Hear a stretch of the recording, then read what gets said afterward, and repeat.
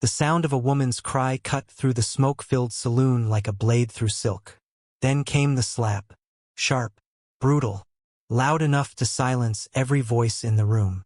She fell to her knees on the dirty wooden floor, blood already gathering at the corner of her mouth. Her hands trembled as she looked up, not at the man who struck her, but at the stranger sitting alone in the far corner. A man wrapped in shadow. A man with a black hat pulled low and a revolver resting quietly on his thigh. "Please," she whispered, her voice barely louder than the creaking of the saloon doors. "Please help me." Every man in that saloon turned to stone. 40 pairs of eyes. 40 held breaths. Because they all knew who the stranger was. They all knew what he had done in Red River, in Concho Pass, in a dozen towns where the dust still remembered his name.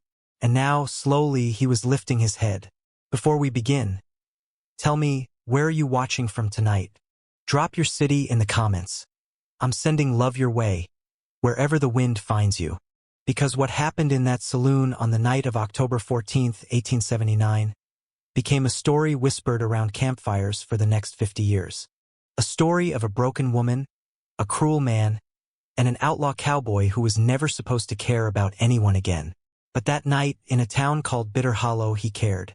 And men died because of it. The wind came first. It rolled down from the dry hills north of Bitter Hollow, carrying the smell of sage and dust and something older. Something that felt like a warning. The kind of wind old miners used to call a dead man's breath, because it always seemed to arrive just before something bad happened. On the afternoon of October 14th, 1879, that wind brought a rider. He came down the main road slowly, his black horse moving with the patience of an animal that had walked 1,000 miles and knew it would walk 1,000 more. The man in the saddle wore a long, dust-colored coat that hung past his boots. His hat was low. His face was half hidden in shadow. And at his hip, beneath the edge of his coat, the dull shine of a Colt revolver caught the late sun. Children stopped playing in the dirt. A woman pulled her laundry off the line without taking her eyes off him. An old man chewing tobacco on the porch of the general store spat into the dust and muttered something that sounded almost like a prayer. Because Bitter Hollow had seen riders before. Cattle drivers. Drunks. Gold seekers with empty pockets and emptier eyes. But this rider was different. He carried silence the way some men carried weapons. And that silence said one thing very clearly. "Do not speak to me." His name, though no one in Bitter Hollow knew it yet, was Caleb Roan. 2 years earlier, Caleb had been a lawman in Arizona. A good one. A man with a wife named Sarah and a small daughter named May, who used to ride on his shoulders through the orchard behind their house. He had been the kind of man who believed in something, who believed that the law could still mean something out here, in this raw, half-finished country. Then came the Brennan brothers. Then came the fire. Then came the morning Caleb dug 2 graves with his own hands and never spoke another prayer again. After that, the badge meant nothing. The law meant nothing. He hunted the Brennan brothers across 3 territories, killed them one by one. And when the last of them lay bleeding in the dirt outside a Texas brothel, Caleb did not feel justice. He felt nothing, and he had been chasing that nothing ever since. Now, in Bitter Hollow, he tied his horse to the post outside a saloon called the Broken Spur. He moved like a man who had not slept in a real bed for months. He pushed through the swinging doors. The piano stopped. Conversations died. A poker dealer's hand froze in mid-deal. Caleb did not look at them. He walked to the corner booth, the one with a clear view of both the front doors and the back stairs, and sat down with his back to the wall. He set his hat on the table. He raised one finger to the bartender. "Whiskey." No words. The bartender nodded too quickly, his throat dry. The saloon slowly returned to life. Cards shuffled. Glasses clinked. The piano started again, softer now, as if afraid. Caleb drank his whiskey in small sips and watched the room without seeming to watch anything at all. That was when she walked in. She came down the stairs from the second floor, where the painted girls worked. But she was not painted. She wore a faded blue dress, plain and torn at the sleeve, and her dark hair was tied back with a strip of leather. She could not have been older than 22. Her face was pretty in the way of a face that had once smiled often, and had stopped. Her name was Eliza Marsh. She crossed the saloon floor with her head down, carrying a tray of empty glasses. She did not look at the men. The men did not look at her, except for one. He sat at the largest table in the center of the room, a fat-bellied man in a fine gray suit with a gold watch chain across his stomach. His name was Harlan Doyle, and he owned almost everything in Bitter Hollow worth owning.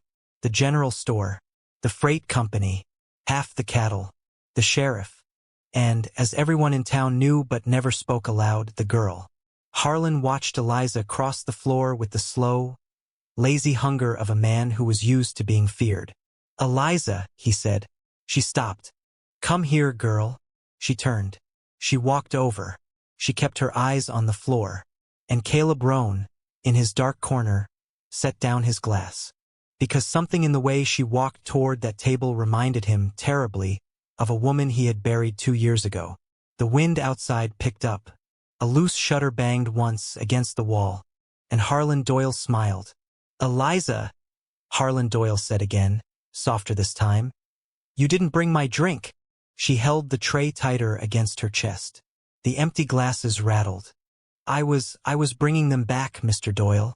Pete said the bar was running low on clean ones, so Did I ask you what Pete said?"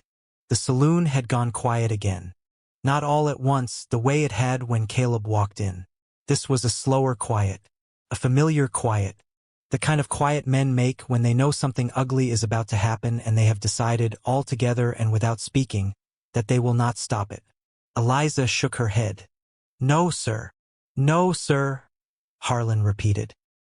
He leaned back in his chair, and the wood groaned beneath him. The 2 men sitting on either side of him, hired guns, both of them, with hard faces and tied-down holsters, watched her like dogs watching a wounded rabbit. "I bought you a dress last week," Harlan said. "Did I not?"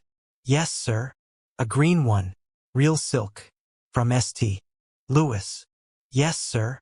"Then why," he said, his voice gentle, almost kind, "are you wearing this rag?" Eliza's lips trembled. "It tore, Mr. Doyle. When I was carrying water up the stairs, the hem caught on a nail and it tore." "Yes, sir. You ruined a $40 dress." "I'm sorry." "You're sorry." She nodded. A tear slipped down her cheek and landed on the tray. The glasses caught it like a tiny pool. Harlan Doyle sighed. He picked up his cigar from the little brass tray in front of him. He turned it slowly between his fingers, examining the burning end. The whole saloon watched. The piano player had stopped pretending to play. In the corner, Caleb Rohn did not move, but his eyes had narrowed by a hair. "Eliza," Harlan said, "do you know what I think your problem is?" "No, sir. I think you've forgotten where you came from." He stood up. He was a big man, taller than he looked sitting down, and his belly pushed against the table as he rose. He walked around it slowly. He stopped in front of her. He looked down at her, and she looked at the floor. "I took you out of that miserable little homestead," he said quietly. "I gave you a bed. I gave you food. I gave you dresses." He paused. "I gave you a name in this town." "Yes, sir," she whispered. "And in return, all I ask is that you remember who you belong to." She nodded fast, eyes still down. "Look at me when I'm speaking to you." She looked up. He slapped her. It was not the slap of a man who had lost his temper. It was the slap of a man who had done this many times before and knew exactly how hard to hit a woman without killing her. The sound of it cracked across the saloon like a whip. The tray fell from Eliza's hands. The glasses shattered on the floor. She stumbled backward 2 steps and went down hard on one knee. Blood appeared at the corner of her mouth. Somewhere, a man cleared his throat. Somewhere else, a chair creaked. But nobody stood up. Harlan crouched down in front of her, his hands resting on his thick knees. He spoke as if to a small child. "Now," he said, "you're going to go upstairs. You're going to put on the green dress. And you're going to come back down here and apologize to me in front of every one of these gentlemen. Do you understand me, Eliza?" She did not answer. Her shoulders shook. And then she did something that surprised even her. that she would later say she could not explain even if she had 100 years to try. She turned her head, slowly, and she looked across the saloon, past Harlan Doyle's shoulder, past the row of frightened drinkers at the bar, past the bartender pretending to polish a glass, straight to the corner booth where the stranger sat. Her eyes met Caleb's, and she whispered, just loud enough for him to hear, "Please, please help me." It was not a scream. It was not a plea shouted across the room. It was a sound smaller than that. A sound only one man heard. In that corner booth, Caleb Roan's hand drifted very slowly down to his thigh. His fingers brushed the worn leather of his holster. He thought of Sarah. He thought of May. He thought of 2 graves in the orchard behind a house that did not exist anymore. And for the first time in 2 years, Caleb Roan felt something stir in his chest that was not nothing. It was anger. Harlan Doyle was still crouched in front of Eliza, smiling now, beginning to reach for her chin to lift her face up. He never got to touch her, because behind him, in the corner of the Broken Spur Saloon, a chair scraped slowly back across the wooden floor, and every man in that room turned to look. The sound of that chair was the loudest sound in Bitter Hollow that day. It scraped, slow and dry, and then there was the soft thud of boots on wood as Caleb Roan stood up. He did not stand fast. He did not stand like a man in a hurry to die. He stood like a man who had stood up from 1,000 chairs in 1,000 saloons, and had always walked out alive. He picked up his hat. He set it on his head. He stepped out from behind the table. 40 pairs of eyes followed him. Harlan Doyle straightened up slowly, turning toward the stranger. The 2 hired guns at his table rose as well, their hands hovering near their belts. The bartender ducked. 2 card players slid sideways off their chairs and crawled toward the wall. Caleb walked across the saloon floor without hurry. He stopped about 10 feet from Harlan Doyle. He looked down at Eliza, still on her knees, blood drying on her lip. He looked at the broken glass on the floor around her.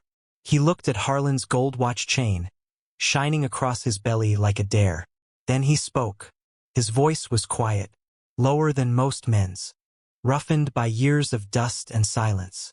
"Pick her up." Harlan blinked. "I beg your pardon, friend?" "You ain't my friend," Caleb said. "And you heard me. Pick her up." Harlan smiled, but the smile did not reach his eyes. He glanced left, then right at his 2 hired men. They were standing now, hands hovering at their hips. The taller of the 2, a long-faced man named Briggs, smiled with bad teeth. "Mr. Harlan said carefully, "I don't know who you are, but you've walked into a private matter in a private establishment, and I think you'd do well to walk right back out again. Drinks on the house." "Pick her up," Caleb said again. Same tone, same words. Harlan's smile faded. "You know who I am, stranger? I know what you are." The whole saloon seemed to draw in one long breath. Harlan's face darkened. The cigar in his hand had gone out, but he did not seem to notice. He stepped sideways, away from Eliza, putting space between himself and the stranger. His 2 men spread out, one drifting left, one drifting right, the way wolves spread out before they jump. Caleb watched all 3 of them at once. He did not move his head. He did not need to. "Briggs," Harlan said softly. "Cooper, educate the gentleman." Briggs went for his gun first. He was fast. In any other saloon, in any other town, on any other day, Briggs would have been the fastest man in the room. He had killed 7 men in fair draws. The 8th was a boy in Laredo who never even got his hand on his weapon. But Caleb Roan was not a boy. The Colt at Caleb's hip came up so smooth, so quiet, so without any wasted motion, that later, when survivors told the story around 100 different fires, none of them could agree on whether they actually saw him draw. One man said his hand was empty, and then the gun was just there, already firing. Briggs took the bullet just below his collarbone. He spun half around, his own pistol falling from his fingers, and he hit the wooden floor face first. He did not get up. Cooper, the 2nd hired gun, had his own pistol clearing leather. He was a heartbeat behind Briggs, a heartbeat too slow. Caleb's 2nd shot took him in the chest. Cooper sat down hard against the bar, blinked once at the ceiling as if surprised to see it, and slid sideways onto the floor. 2 shots. 2 men. Less than a second and a half. The smoke hung blue and slow in the air. Harlan Doyle stood frozen, his cigar still in his hand, his mouth slightly open. His eyes flicked from Briggs to Cooper to the stranger and back again. And for the first time in a very long time, Harlan Doyle looked afraid.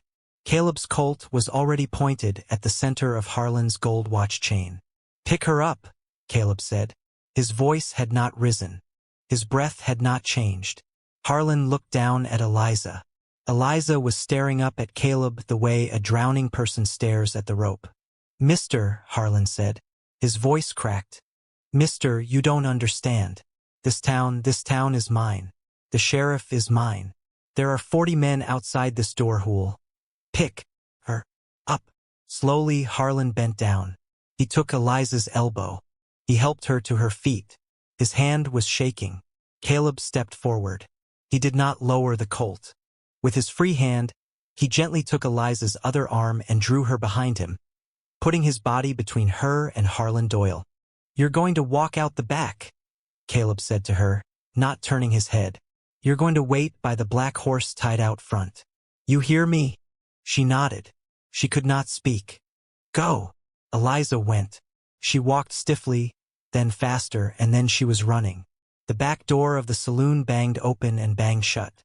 Caleb and Harlan were alone in the smoke. 40 men watched. Harlan licked his dry lips. "You just signed your death warrant, stranger." Caleb tilted his head slightly. The shadow of his hat moved. "Mr. Doyle," he said quietly, "I signed that warrant a long time ago. The only question left is how many more I take with me." Outside, the wind picked up again. And somewhere in the distance, very faint, a bell began to ring. The sheriff was coming. Caleb Roan backed out of the broken spur with his Colt still raised. Nobody followed him. Not a single man at that bar would meet his eyes. Even Harlan Doyle stood frozen by the broken table, his gold watch chain rising and falling fast against his belly, his face the color of old milk. The doors swung shut behind Caleb. Outside, the late afternoon had turned the color of rust. The sun was sinking behind the dry hills, and long shadows reached across the street like fingers. Eliza Marsh was standing by the black horse, her arms wrapped around herself, shaking. Not from cold, but from the kind of shock that comes when a person who has lived in fear for years suddenly does not know what to do without it. Caleb untied his horse with one hand. "Up," he said. She looked at him. "On the horse, ma'am. Now." The bell down the street was ringing louder. Caleb glanced toward the sound. At the far end of the main road, a thin man with a tin star on his vest was running toward the saloon, a shotgun in his hands. Behind him, 3 or 4 men were spilling out of the freight office, pulling rifles from a rack. Eliza climbed up. Caleb swung up behind her in one smooth motion, his coat flaring around them both. He turned the horse sharply. "Hold the saddle horn," he said. "Don't let go, no matter what." He kicked his heels in. The black horse leaped forward. Behind them, the saloon doors burst open and Harlan Doyle came staggering out into the street, screaming, "Stop them! Stop them, you cowards! $100 to the man who puts him down. 200 for the girl alive." Caleb did not look back. The horse thundered down the main road of Bitter Hollow, hooves throwing up a brown wall of dust. A rifle cracked behind them, then another. A bullet hummed past Caleb's ear like an angry hornet. Eliza screamed. Caleb leaned forward, pressing her down low against the horse's neck, shielding her with his body. They reached the edge of town in less than a minute. The road forked there, north into the hills, south toward the river, west into open desert. Caleb pulled the horse hard to the north. He knew, the way old hunters know, that the hills meant rocks and rocks meant cover and cover meant time. And time, right now, was the most valuable thing in the world. The horse climbed. The shouts of Bitter Hollow faded behind them. The wind whipped Eliza's dark hair across Caleb's face. He could smell the blood on her lip and the cheap soap of her torn blue dress. Neither of them spoke for a long time. The sun set, Stars came out, sharp and white as broken glass against the deep blue sky. Caleb slowed the horse to a walk to spare its lungs. He turned off the main trail, picking his way down a dry creek bed where the rocks would not hold their tracks. After another hour, he stopped beside a tall outcropping of red stone. There was a small overhang there, and a cold ring of old fire stones. A hunter's camp, probably abandoned years ago. He swung down. He helped Eliza down. She nearly collapsed when her feet hit the ground. He caught her by the shoulders and held her up until her legs remembered how to work. "Sit," he said quietly, guiding her down onto a flat stone. He took a wool blanket from his saddle and wrapped it around her shoulders. He took a tin canteen and pressed it into her hands. She drank, 3 long swallows, and the water spilled down her chin and onto her dress. She did not seem to notice. Caleb crouched beside her. He pulled a clean cloth from his saddlebag, wet it from the canteen, and very gently dabbed at the dried blood on her lip. She flinched, but she did not pull away. "What's your name?" she asked. Her voice was small. "Caleb. Just Caleb. Just Caleb." She watched him in the dim starlight. "Why did you help me?" she whispered. He did not answer for a long time. He folded the cloth slowly. He looked out at the dark hills, at the place where the road they had ridden disappeared into the night. "My wife," he said finally, "and my little girl. They were taken from me 2 years back. By men like Harlan Doyle. Men who thought they could hurt women and children because the law was too far away to stop them." He paused. "I sat in a corner once before, ma'am. In a town not too different from Bitter Hollow. I heard a woman cry out for help. I told myself it weren't my business. I went back to my whiskey." He looked at her. His eyes in the starlight were the gray of old steel. 3 days later, I came home to find my own house burned to the ground. My wife dead in the doorway. My little girl in her arms. Eliza put a hand over her mouth. "I swore," Caleb said quietly, "that I would never sit in a corner again, not while a single one of these animals walked free." The wind moved across the rocks above them. Somewhere far off, a coyote called, long and sad. Eliza closed her eyes.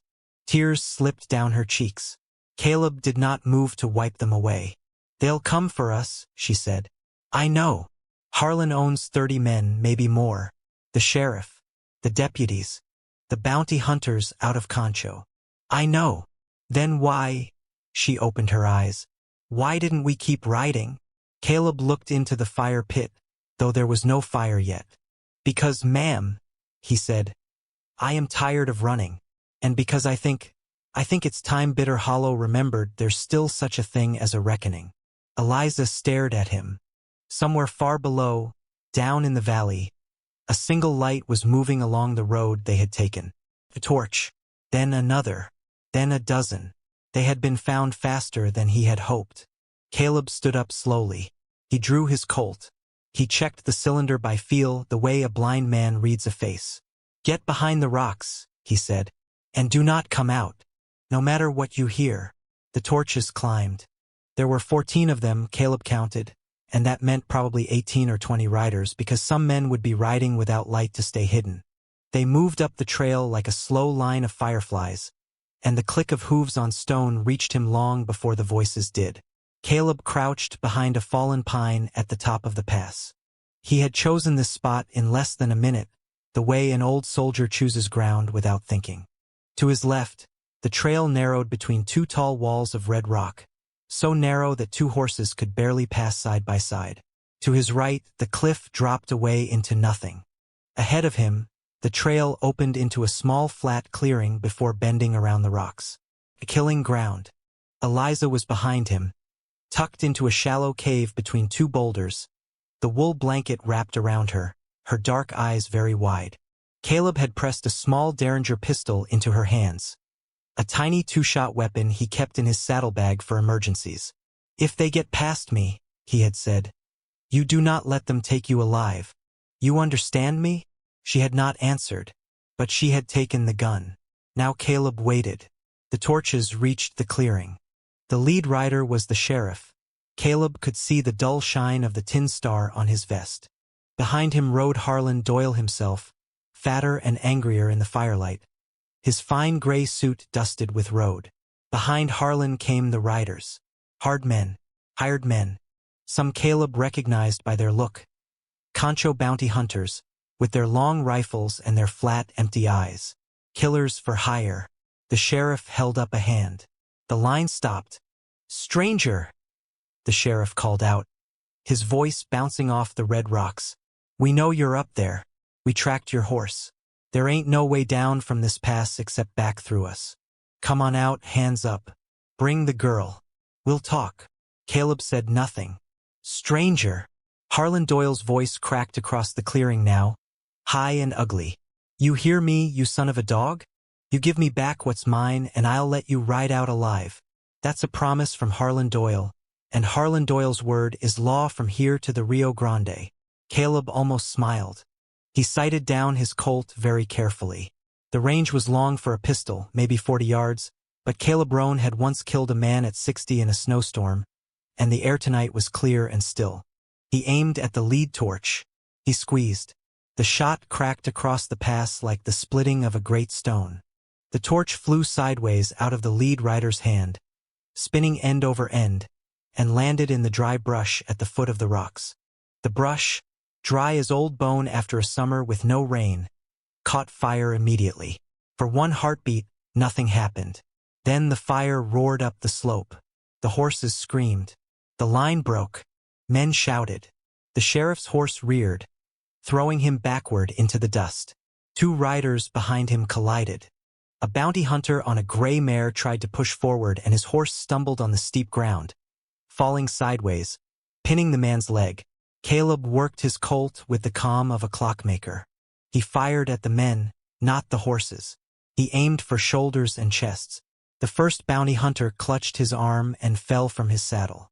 The second took a bullet through the thigh and slid screaming down the slope. A third man, trying to bring up a rifle, took Caleb's bullet in the ribs and went limp in the saddle. 5 shots. 5 hits. Caleb dropped behind the log to reload. Bullets began to chip at the rocks above him now. The men below had recovered enough to start shooting back. Splinters of pine flew past his face. He worked the cylinder fast, finger steady, the way he had done in 100 fights before this one. The fire was spreading. The dry brush along the cliff was a wall of flame now, throwing wild orange light across the pass. In that flickering hell, the riders looked like devils. Harlan Doyle was screaming, "Get him! Get him! Climb up there and kill him! $1,000 to the man who brings me his head." 3 men dismounted. They started scrambling up the rocks, rifles in their hands, faces wild in the firelight. Caleb came up over the log. The first climber was 20 yards below him. Caleb shot him through the throat. He fell backward down the slope and did not stop falling until he hit the bottom. The second climber tried to swing his rifle up. Caleb shot him through the forehead. He dropped without a sound. The third climber threw down his gun and ran. Caleb let him go. Below, in the clearing, only 7 or 8 riders were still in their saddles. The fire was between them and the trail back. The smoke was choking them. Horses were bolting. Men were coughing, screaming. And in the middle of it all, Harlan Doyle, fat and red-faced and furious, was trying to turn his horse around. Caleb stood up slowly from behind the log. He stepped out onto the lip of the cliff in full view, his coat flaring behind him in the heat of the rising fire. The Colt was at his side. His face was calm. "Doyle!" he roared. The fat man froze in his saddle. Across the burning pass, through the smoke and the screaming horses, their eyes met. Caleb raised the Colt. Harlan Doyle clawed at the pistol on his own hip, fumbling, fingers thick with panic. He never cleared leather. Caleb's bullet hit him just above the gold watch chain. Harlan jerked once in the saddle. His mouth opened. No sound came out. He looked down at his fine gray suit, at the dark stains spreading across it, and then he slid sideways off his horse and into the dust of the clearing. He did not move again. The shooting stopped. The fire roared. The remaining riders, what was left of them, turned their horses and fled, crashing back down the trail, leaving their dead and their dying behind. Caleb stood on the cliff for a long moment, watching them go. Then he turned and walked slowly back toward the rocks where Eliza was hidden. She came out before he reached her. The blanket had fallen from her shoulders. The little derringer was still in her hand. She was crying, but she was not afraid. She ran to him. She threw her arms around him. And Caleb Roan, who had not been held by anyone in 2 years, stood very still in the middle of a burning pass, and slowly, very slowly, he wrapped one arm around her shoulders. Behind them, in the valley below, the fire began to die. But far away on the dark horizon, more lights were moving. More riders were coming. They did not sleep that night. Caleb knew that Concho would send more bounty hunters once the news traveled. He knew that Harlan Doyle had brothers in El Paso who would pay good money to know who had killed him. He knew that the sheriff of Bitter Hollow, if he still lived, would wire every town within 100 miles by morning. So they rode. They rode through the dark hours when the stars wheeled slowly overhead. They rode through the cold gray dawn, when the world looked like it had been drawn in ash. They rode through the brown heat of midday, with the sun beating down on them like a hammer on tin. Caleb did not push the horse hard. He could not afford to lame it, but he did not let it rest either. They drank from the canteen. They ate strips of dry beef from his saddlebag. They did not speak much. By the second day, they had crossed into the high desert country. Red mesas rose around them like the broken teeth of some giant beast. The air was thin and clean. The wind smelled of nothing but sage and silence. For the first time, Eliza began to look around her instead of behind her. On the evening of the second day, they came to a small spring at the foot of a mesa. Caleb knew the spring. He had hidden here once before, 3 winters back, when a different posse had been hunting him for a different reason. The water was cold and sweet. The grass around it was thick enough to feed the horse for a night. They made camp. Caleb built a small, careful fire, the kind that gives off heat but no smoke. He boiled coffee in a battered tin pot. He handed Eliza a cup. She held it in both hands and looked at him over the rim. "Where are we going, Caleb?" she asked. He was a long time answering. "There's a town," he said finally, "up in the Oregon country, called Pine Hollow. My sister lives there, married to a preacher. Good man. Quiet town. Nobody asks questions. Nobody knows my name. Your sister. Last family I got left." Eliza was quiet for a moment. Then she said, "She'll take me in?" Caleb looked at her across the fire. "She'll take you in," he said. "She lost a daughter of her own, for years back, to the fever. She'll look at you and she'll see her girl, and she'll never let you go." Eliza's eyes filled with tears. She did not wipe them away. She drank her coffee. "And you?" she asked. "Will you stay there too?" Caleb did not answer. He looked out at the dark mesa, at the stars beginning to come out one by one, at the thin, lonely shape of a hawk circling far above. After a long time, he spoke. "A man like me, ma'am, a man with my history, he don't get to stop. There's always one more Harlan Doyle. There's always one more town where a woman is crying out and nobody is standing up." He paused. "I'll see you safe to Pine Hollow. I'll put you in my sister's arms. And then I'll ride." "Where?" she whispered. "Wherever the next one is." The fire crackled. Coal popped. Somewhere out in the desert, an owl called. Eliza set down her cup. She came around the fire. She sat down next to Caleb in the dirt, close enough that her shoulder touched his. She did not say anything. She just sat with him. And Caleb Roan, the man who had buried his heart in an orchard 2 years before, felt something he had not felt in a long time. Not love exactly, not yet, but something close to it. Something like the warmth of a small fire on a long cold night. They sat that way for a long time. In the morning they rode on. They crossed the high desert in 4 more days. They forded the Snake River at a low crossing Caleb knew. They climbed into the green country north of the Blue Mountains. The air changed. It grew cooler, softer, wetter. Pine trees appeared, then forests of them. Birds Eliza had never heard sang in the branches. On the 8th day they came down out of the mountains into a small valley. There was a creek at the bottom of it, and a white-painted church beside the creek. And behind the church a small house with smoke rising from the chimney and a woman in a blue dress hanging laundry in the yard. The woman saw them coming. She dropped the laundry. She put one hand to her mouth. "Caleb?" she called. "Caleb?" Caleb did not answer. He just rode forward, slowly. When they reached the yard, he swung down. He helped Eliza down. He held her hand for one moment very tightly. Then he led her forward to the woman in the blue dress. "Mary," he said. His voice was rough. "This here is Eliza. She needs a home. I told her she'd find one with you." Mary looked at Eliza. Eliza looked at Mary. Mary stepped forward, and without a word, she took the girl into her arms. Eliza began to cry. Caleb stood watching them for a long time. Mary looked at him over Eliza's shoulder, her own eyes wet, and she mouthed one word at him: "Stay." Caleb shook his head, just slightly. He climbed back into the saddle. He turned his black horse east, and he rode. The story of what happened in Bitter Hollow that October night spread the way all true Western stories spread. Slowly, in pieces told around campfires and in the back rooms of saloons. Some men said Caleb Roan killed 20 riders at Redstone Pass. Some said he killed 40. Some said he was a ghost. Some said he was an angel of judgment sent by God to balance the books of a country that had forgotten how. The truth, like most truths out west, was smaller and sadder and braver than the legend. The truth was one broken man.